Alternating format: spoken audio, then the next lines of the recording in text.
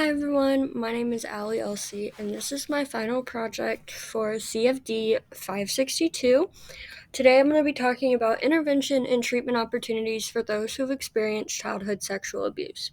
When I was reading over this project and coming up with a problem and a solution that I wanted to discuss, something that really stuck out with me is the fact that many survivors of childhood sexual abuse don't know of the treatment options that they have, and then for those childhood sexual abuse survivors, they don't realize the interventions that could have been done to teach others and teach themselves about body safety and things like that. So, this is why I chose to do this project. So, first off, we're going to start with the definition of child sexual abuse.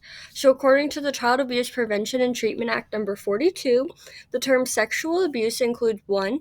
The employment, use, persuasion, inducement, enticement, or coercion of any child to engage in any sexually explicit conduct or any stimulation of such conduct for the purpose of producing any visual depiction of such conduct, or 2, the rape, molestation, prostitution, or other form of sexual exploitation of children or incest with children under circumstances which indicate the child's health or welfare is harmed or threatened thereby. So, one thing that I wanted to put in my presentation was some important vocabulary that popped up quite often throughout my research. And so here are some important vocabulary terms. So first, we have psychological disorder, and it is a psychological dysfunction in an individual that is associated with distress or impairment and a reaction that is not culturally expected. We have post-traumatic stress disorder, otherwise known as PTSD, and it is a mental disorder that one can develop after exposure to a traumatic event. We have schizophrenia, and it is a serious medical disorder in which people interpret reality abnormality. This could be through hallucinations or even delusions. We have substance misuse and abuse, and this is the use of illegal drugs and the inappropriate use of legal substances such as alcohol and tobacco. Anxiety is a feeling of worry, nervousness, or unease, typically about an imminent event or something with an uncertain outcome. And then we have depression, which is a mental disorder characterized by at least 2 weeks of persuasive low mood. These two popped up a lot in my research, and it took me a little while to realize that people often don't understand the difference between the two, so I felt like they were incredibly important to put into my presentation as well. But first, we have cognitive behavioral therapy, which is CBT, and it is a form of psychological treatment that helps people with various problems by changing their thinking and behavior. On the other hand, we have dialectal behavioral therapy, which is DBT, and it is a structured program of psychotherapy with a strong educational component designed to provide skills for managing intense emotions and negotiating social relationships. Here are some very important statistics that I found during my research that I felt like would be important to share to y'all. So first, childhood sexual abuse impacts 1 in 4 girls and 1 in 13 boys before they reach the age of 18. Between 16 and 25% of children disclose the abuse to family and friends during childhood, but even fewer disclose to authorities. Survivors of CSA often delay disclosure for between 3 and 18 years, with only 21.3% disclosing within the first month of the abuse. And finally, 44.8% of survivors never disclose any information regarding their abuse. And there are numerous reasons for that. But to start, I'm going to talk about some common coping mechanisms used by survivors of CSA. And they are split into 2 categories. We have cognitive and behavioral. So to start, people who are survivors of CSA cognitively might start reframing, becoming minimal, have memory repression, and often use distraction as a coping mechanism to forget about the abuse. And then behavioral, you'll start to see some avoidance and some addictive behaviors. Who does child sexual abuse affect? So, childhood sexual abuse can affect many different people at all different age levels. This article focused on psychiatric intervention for survivors of CSA who wanted to become parents but were still suffering from the long term effects. So, when looking at child sexual abuse, it is apparent that it affects children, but CSA can also affect numerous people, including the child dealing with the CSA, the parents and the family of the child, the perpetrator, and many other individuals. It is so easy for people to fall into the trap of just worrying about the child who went through CSA, but it is also essential to check in on other family members as well. So, why is this a problem today? What is going on that makes this such an important topic? So, today, the majority of children who experience child sexual abuse do not disclose said information to family members, let alone the authorities. These said individuals hold on to this information for long periods, sometimes months, years, or even for their entire lifetime.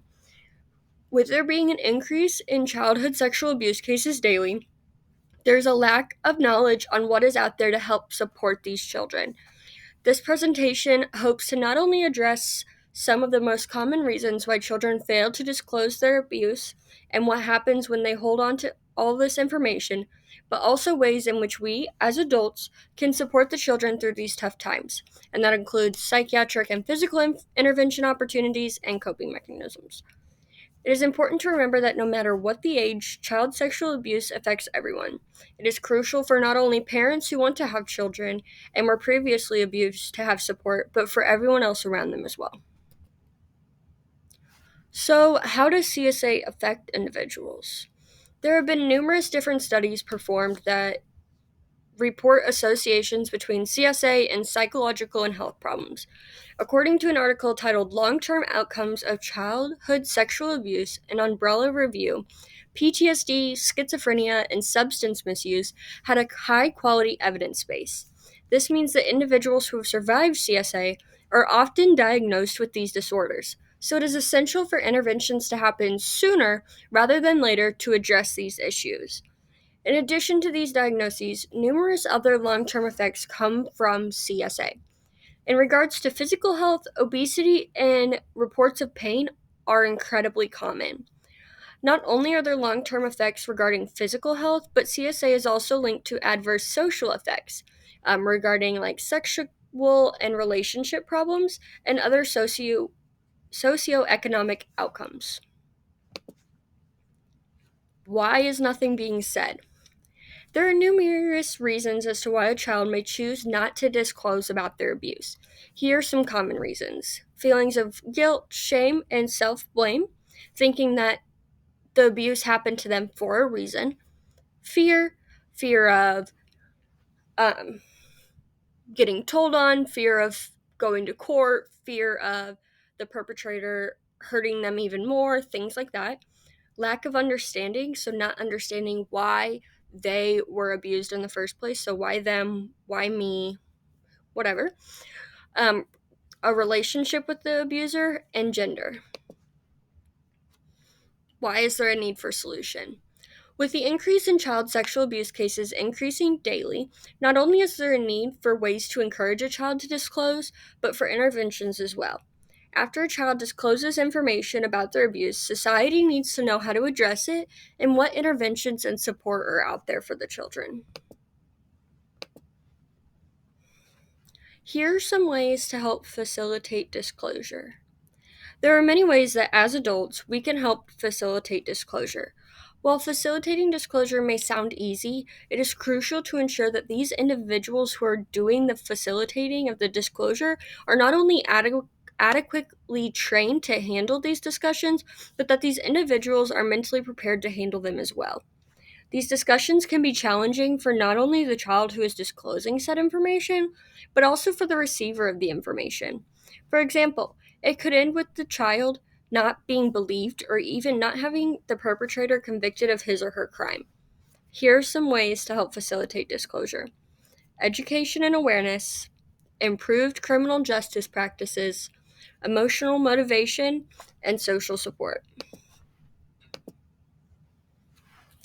Here are some perinatal interventions for survivors of CSA. So, like I mentioned before, there are individuals out there who are looking to have kids, but were survivors of CSA and maybe don't want to, don't know how to go about that situation. So while the perinatal period offers a massive opportunity for intervention and hope, it also presents the threat of intergenerational trauma, intergenerational transmission of trauma. Sorry. An article titled Perinatal Interventions for Mothers and Fathers Who Are Survivors of Childhood Sexual Abuse offered some great insight. 16 publications on 9 psychosocial perinatal interventions for CSA survivors were identified. These interventions were associated with improved maternal mental health, parenting competence, infant attachment security, and positive public health outcomes. Some perinatal interventions found in this research were psychoeducational treatment and self help supplemented with telephone calls from tutors, but they were specifically trained perinatal nurses and social workers. And the content would be drawn from things such as the attachment theory, trauma theory, child parent psychotherapy, trauma informed care, solution focused therapy, motivational interviewing, CBT, and DBT. Here are some prevention interventions for survivors of CSA. Prevention interventions are essential to reducing the amount of child sexual abuse cases in the United States is seeing. In the article Preventing Child and Sexual Abuse, a systematic review of interventions and their efficiency in developing countries, prevention interventions must start at the preschool or primary age. These interventions would focus on helping improve the children's understanding of their bodies, appropriate and inappropriate touch, and who they can talk to if they have concerns or questions. Public health approaches are essential in preventing child sexual abuse. Body safety training is also crucial in reducing CSA cases. This type of training helps teach young individuals about their personal safety. Here are some trauma-focused treatments for survivors of CSA. Some trauma-focused treatments that have shown great improvement in psychological cases include cognitive behavioral therapy, psychoeducation about trauma and its impacts, effective modulation skills, gradual exposure to trauma memories, and cognitive processing. So that was the end of my presentation. Here are my references. I hope y'all enjoyed, and if you have any questions, please don't hesitate to reach out. Thank you.